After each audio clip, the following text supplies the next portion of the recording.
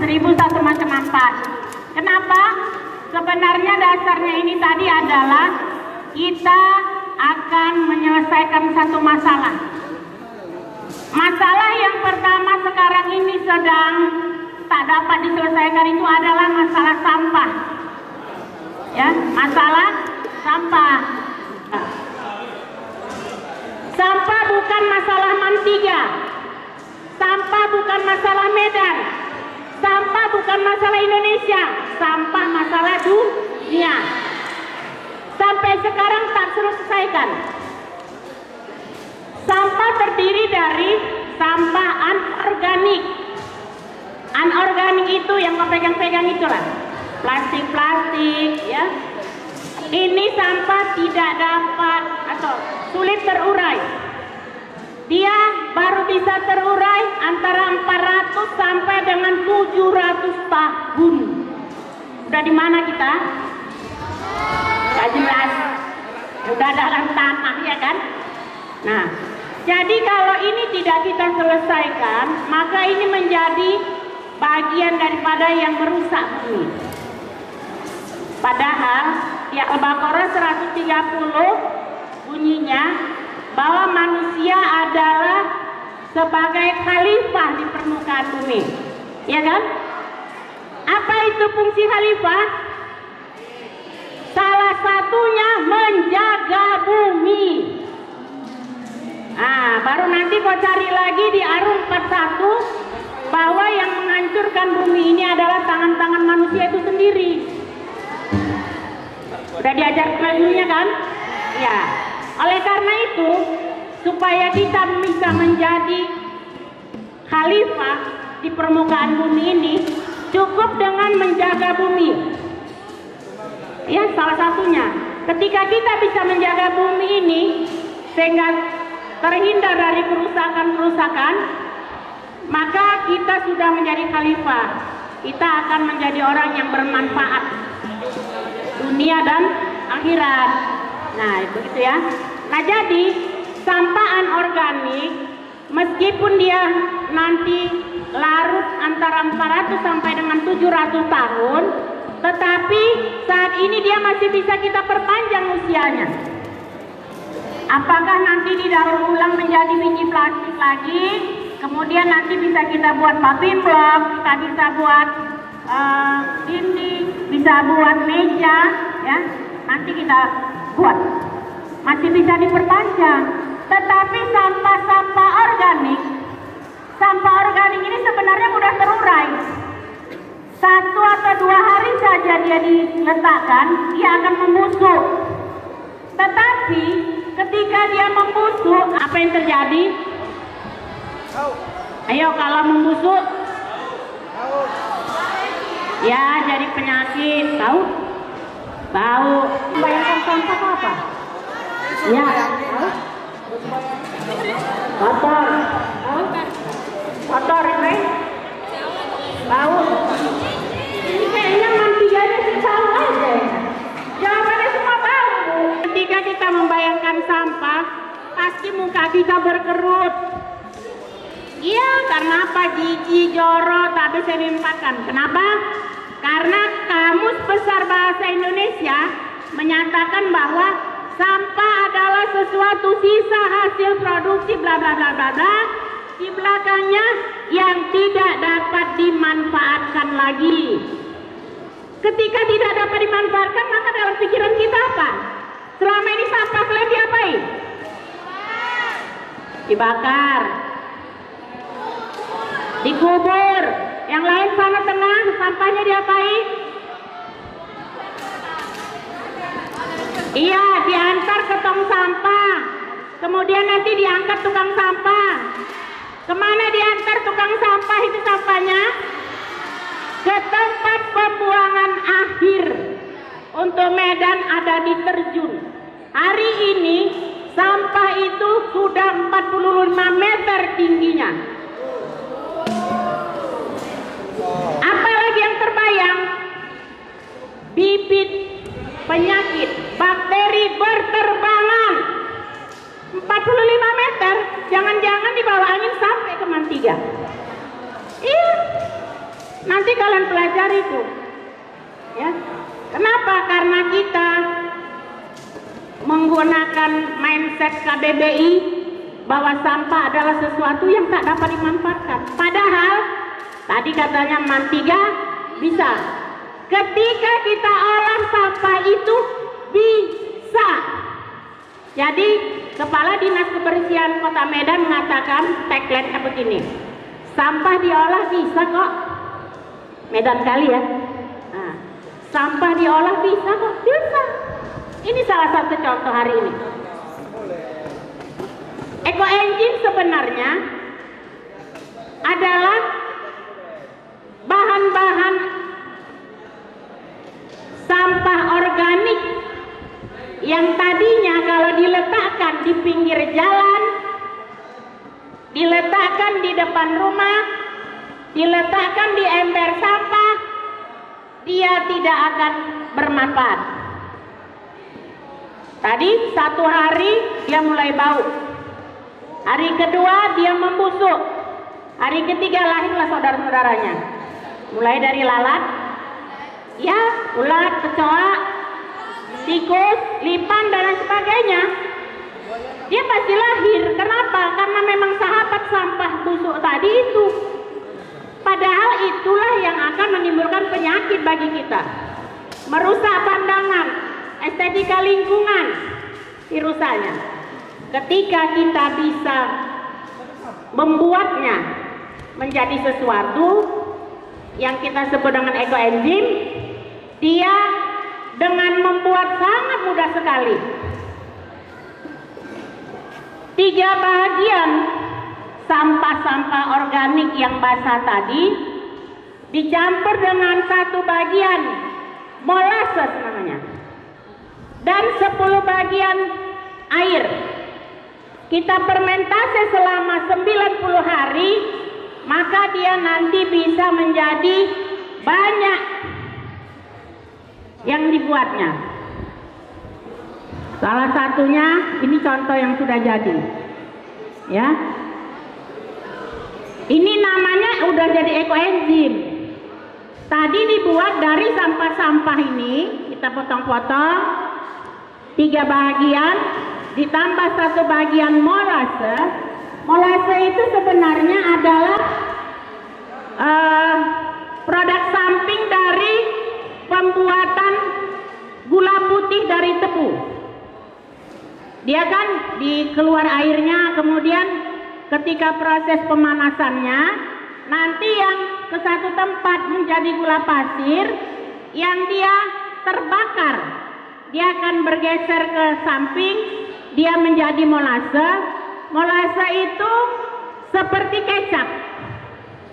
Jadi mohon maaf, kalau kalian beli bakso, kecapnya tidak dalam kemasan. Seperti saya bukan sponsor Bango ya. Ya nggak dibayar Bango kita. Tapi kalau sudah tidak dalam kemasan lagi, alias dalam botol-botol biasa, mohon maaf, coba dihindari, jangan dikonsumsi lagi. Apalagi kecap sapana. Itu molase. Kenapa? Molase lebih murah dibandingkan beli kecap. Rasanya lebih enak, manis, kental. Emang molase nggak boleh dimakan, Bu? Boleh. Cuma dalam waktu panjang, molase itu kan gula. Maka jangan dibilang capek kau diet, tapi kau makan juga molase, maka tetap terjadi penggemukan. Itulah makanya dia dipakai sebagai bahan campuran untuk membuat eco enzim. Dia akan mempercepat terjadinya fermentase tadi karena gula itu. Nah, jadi jangan sibuk pergi senam, kemudian diet malam nggak makan, tapi kau beli juga bakso, dimakan juga kecap yang isinya molase, ya. Jangan, molase itu makanan sampah. Jadi siapa yang makan bakso jenis itu berarti dia kelompok. Nah, kalian yang bilang ya, bukan ibu ya. Oke. Setelah dia jadi eco enzim tadi, Ini berdasarkan testimoni yang sudah kami lakukan. Pertama, dia enzim itu adalah bahasa awamnya bakteri baik. Jadi kalau di depan apa ini, di muka kita ini ada jerawat, berarti di situ kan ada bakteri jahat. Ya, kasih ekoenzim, tempel, kalah dia. Iya, makanya, halo mau cantik, bikin eko. Gak perlu kalian pesan-pesan lewat online, masker, apalagi itu segala macam, gak perlu, bisa kau buat dari sampah, bisa kau buat, ya? Ya makanya jangan sampahnya yang dibayangkan yang dibilang tadi, bayangkan dia bisa buat kau cantik. Nah, kemudian kau nggak perlu nanti beli odol. Ya, kenapa di dalam mulut kita? Kenapa kita gosok-gosok gigi?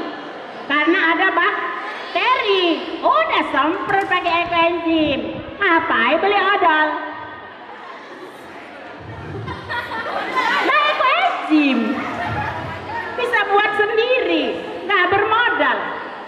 Ini kalian disuruh beli, ini bermodal jadinya. Padahal yang ibu bilang tadi, ambil sampah dari tukang tenteng, jeruk beras, itu jeruk-jeruk di Pajak Simpang Limen dan Patumba ini, kalau sudah rasa-rasa dia nggak laku, di reject, kan dibuangnya.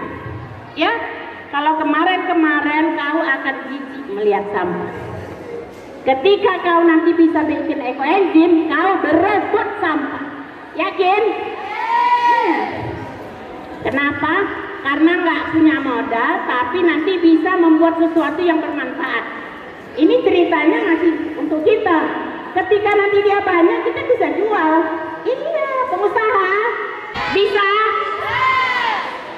Nah, jadi dengan mengolah sampah-sampah organik yang dia tidak dapat dimanfaatkan, sampah-sampah yang tadi tidak bermanfaat itu, ketika dia bisa kita olah, maka dia menjadi pendapatan tambahan, meningkatkan ekonomi.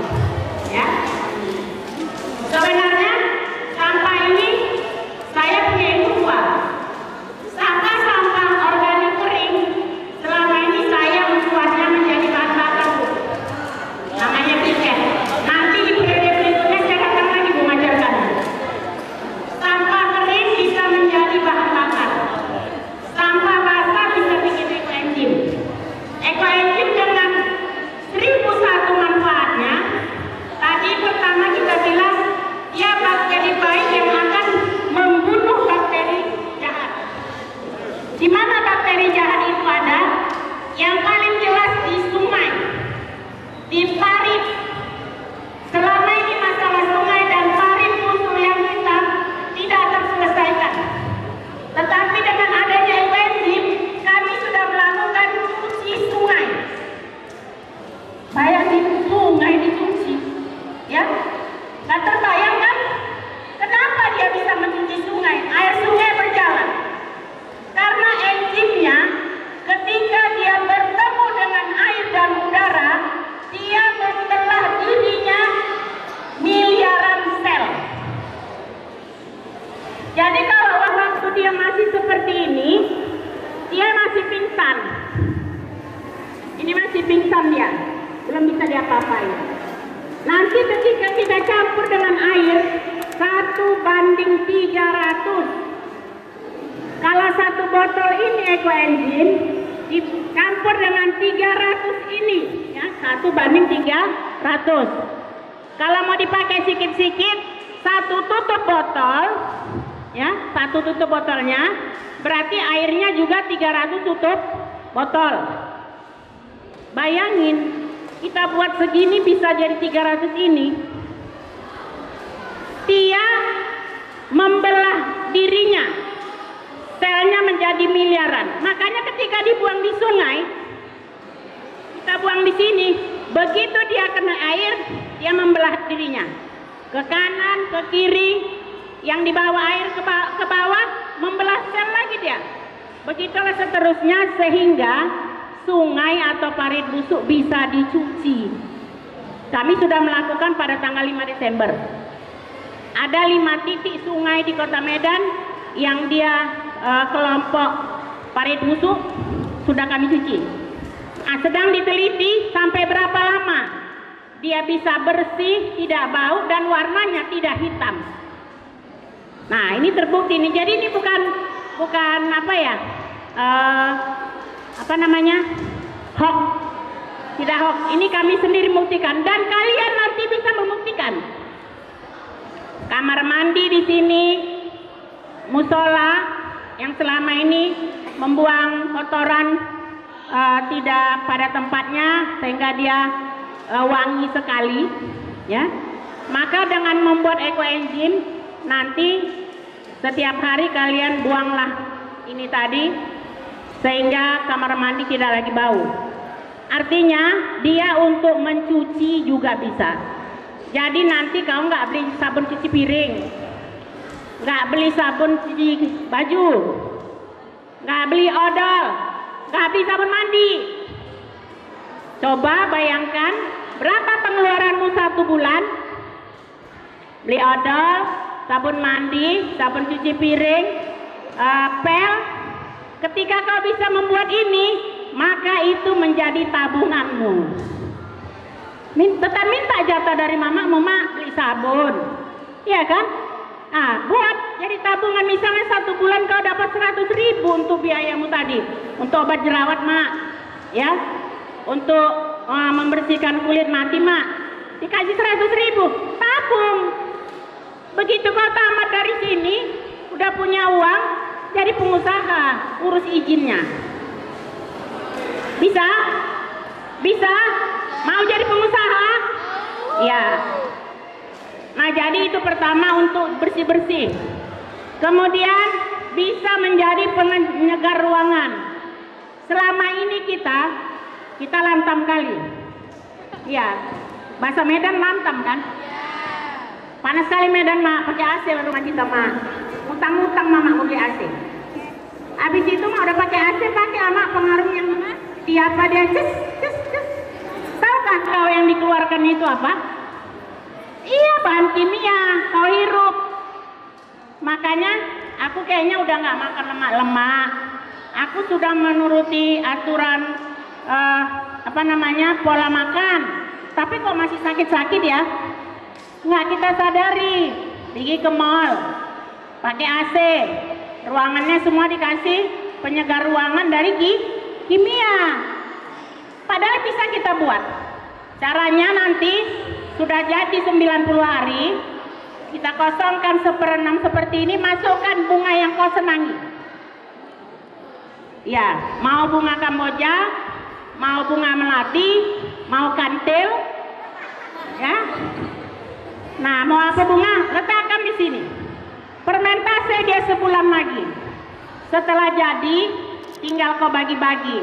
Taruh di lemari baju. Jadi jangan pakai kapur barus. Selama ini kita pakai kapur barus. Padahal kapur barus itu adalah racun kan? Racun. Nah, jadi jangan lagi pakai kapur barus. Masukkan di botol kecil, kasih botolnya pakai baju dia, gantungkan di lemari. Nah, ini namanya nanti penyegar ruangan abadi. Ya, abadi dia. Tidak ada masa habis seperti freon, tidak ada. Selama kau masih menyenangi itu dia tetap wangi. Jadi di ruanganmu nanti bisa kau letakkan supaya di ruang tamu, ya, di meja belajar, di mana-mana supaya suasanamu segar. Ya wangi. Nah, ini belum wangi, ini kan belum pakai, ya. Nah, kemudian yang paling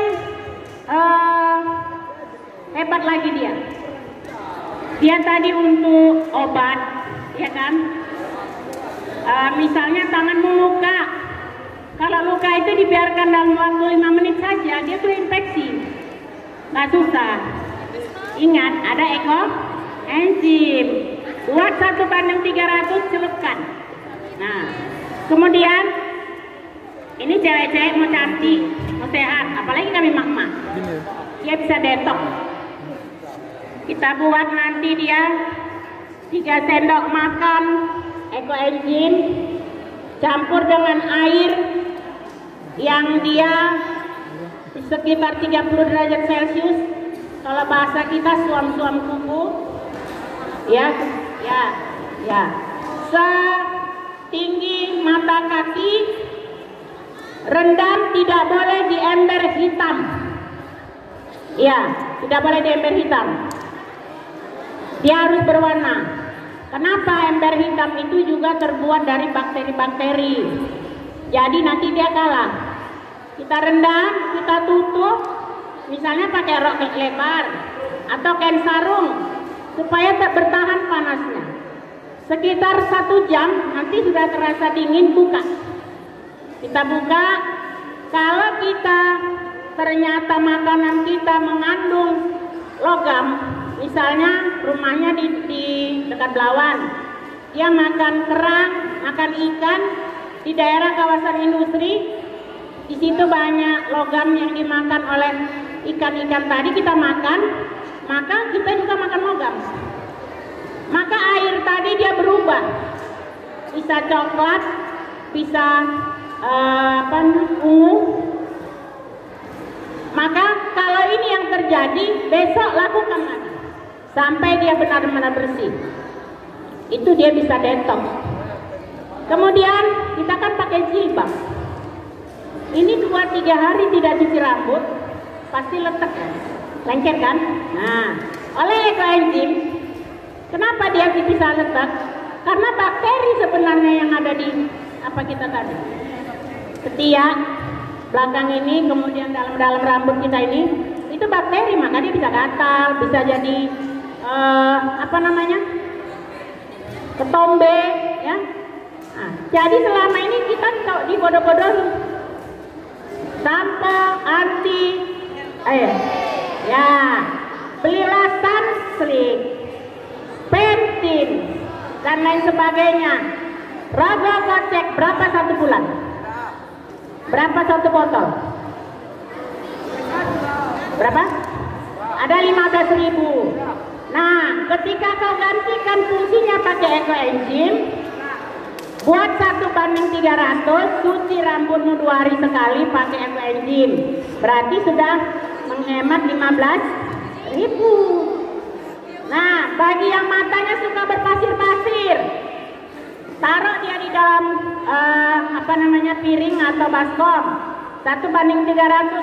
Gini-gini kan matamu di situ. Ya. Keluar pasir-pasir, maka matamu nanti menjadi bersih. Bahasa kita rimpang ya. Iya kan, kita letakkan di dalam baskom atau piring. Air yang sudah kita ekoenzim 1:300. Kita letakkan begini, kita kedip-kedipkan mata kita supaya dia masuk agak perih. Nah, ini nanti begitu dia keluar kotorannya, ini mata kamu sudah menjadi terang. Jadi nggak perlu lagi nanti pakai kacamata. Saya sudah 60 tahun, nak. Baru jumpa ekoenzim 2019.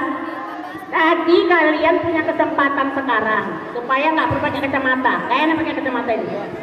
Ya, oke. Kemudian dia bisa tadi diinspektan. Oh, bisa menjadi pupuk. Ya, dia bisa jadi pupuk.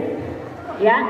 Nah, jadi tadi sudah bisa menjadi pembersih, bisa menjadi supaya kau cantik, bisa menjadi pupuk tanaman.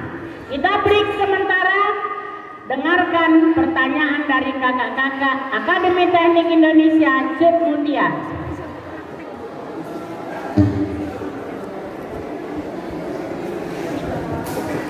Oke, nanti dipraktek katanya baru ada pertanyaan. Nah, jadi tadi dia bisa untuk cuci piring, ngepel, penyegar ruangan, bisa menjadi pupuk, dan nanti kau baru bilang oh ketika 90 hari dari sini kau coba praktekkan. Setelah nanti dia jadi sampai yang di atas blender bisa bikin masker, ya, bisa bikin ulur. Oke, jadi sekali lagi cerita tentang ekoenzim yang terbayang adalah 1001 manfaat. Setelah itu kau mengolahnya, maka kau bisa jadi pengusaha, orang kaya. Oke, selanjutnya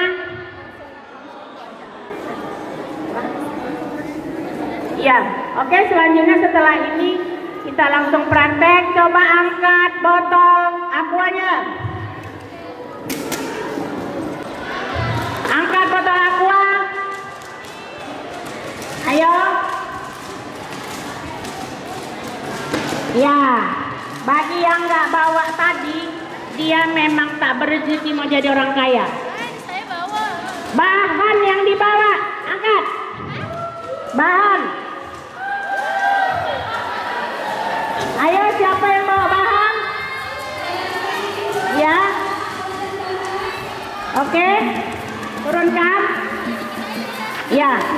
Oke, dan turunkan, turun. Nanti ya. Assalamualaikum warahmatullahi wabarakatuh.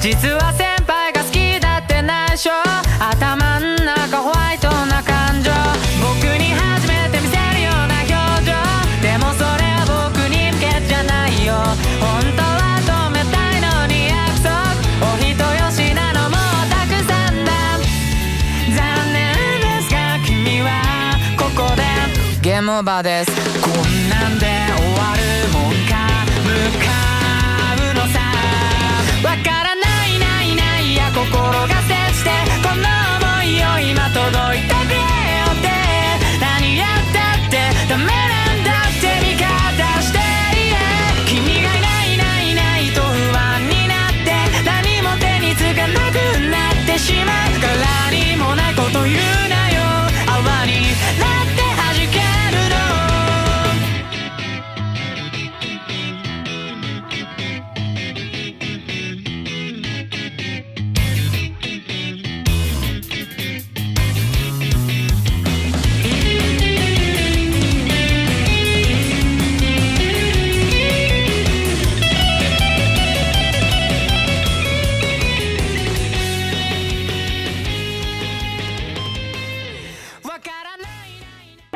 Kalau campurnya airnya non pam, dia 3 bulan tahan.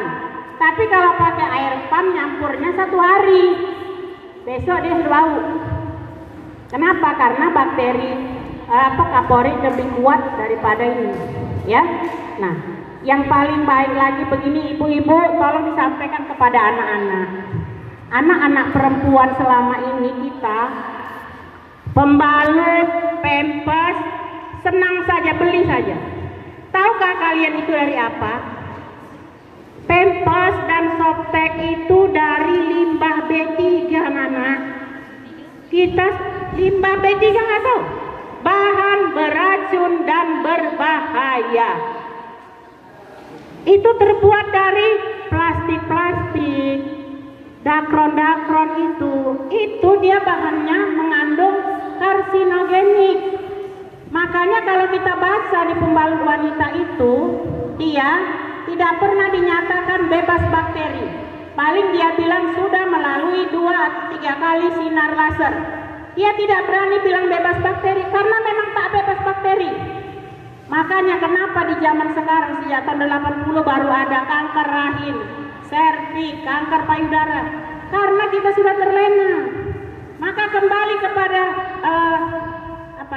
natural, seperti orang dulu pakai duk, ambil kain handuk kecil, pakai, waktu mau dipakai semprotkan pakai ekoenzim yang sudah 1:300.